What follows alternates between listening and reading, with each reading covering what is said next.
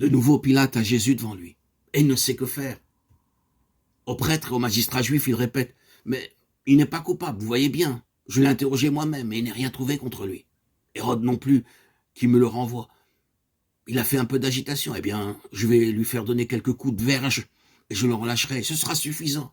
Mais la foule crie, proteste. L'affaire devient délicate et le procurateur est préoccupé. Il ne s'agit pas de provoquer une émeute qu'il faudra calmer par la force, ce qui sera répété à Rome. Il essaie de s'en sortir autrement. L'habitude était, tous les ans, au moment de la Pâque, de gracier quelques condamnés à mort. Pilate a l'idée qu'on pourrait ainsi gracier Jésus. Il dit au peuple, « Voulez-vous que je gracie Jésus, celui qui se dit roi des Juifs ? Ou bien le nommer Barabbas, le bandit de grand chemin,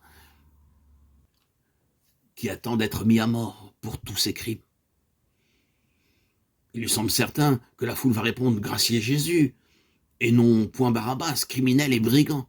Mais non, excitée par les ennemis de Jésus, elle hurle « Relâchez Barabbas, crucifiez Jésus ». Pilate est de plus en plus tourmenté, d'autant qu'au même moment, sa femme lui envoie un message. « J'ai rêvé cette nuit de l'homme qui est devant toi, c'est injuste. Ne te mêle pas de cette affaire. » Mais que faire avec cette foule qui hurle de plus en plus « Crucifiez-le, crucifiez-le » et qui peut-être est prête à se soulever. Alors Pilate a une dernière idée. Une idée qui n'était peut-être pas mauvaise dans son intention, mais qui allait infliger à Jésus de nouvelles tortures. Il a dit qu'il le ferait frapper de verge. Il en donna l'ordre.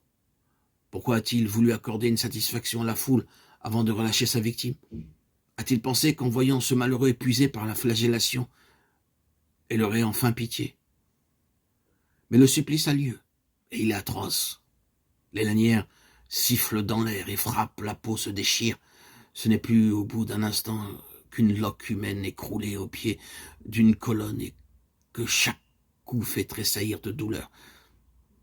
Puis, quand cette abominable scène est achevée, les soldats relèvent Jésus, le jettent sur quelques bancs de pierre. Ce malheureux torturé ne leur inspire pas de pitié. Il s'en amuse. Pour un roi des Juifs, il a une piètre mine. Il ne résiste même pas. Il ne se défend pas. On peut jouer avec lui comme on veut. Il se dit roi. Si on lui mettait une couronne, on casse des branches à une sorte d'acacia aux longues épines. On a fabriqué une couronne qu'on enfonce autour du crâne. Et songez aux épines entrant dans la chair. On lui jette sur les épaules un manteau rouge et on fait semblant de s'agenouiller devant lui, comme devant un roi. « Salut, roi des Juifs !» Quelle affreuse dérision. Pourquoi supporte-t-il tout cela, le Christ? Pourquoi ne demande-t-il pas au Tout-Puissant de balayer cette clique horrible qui le bafoue?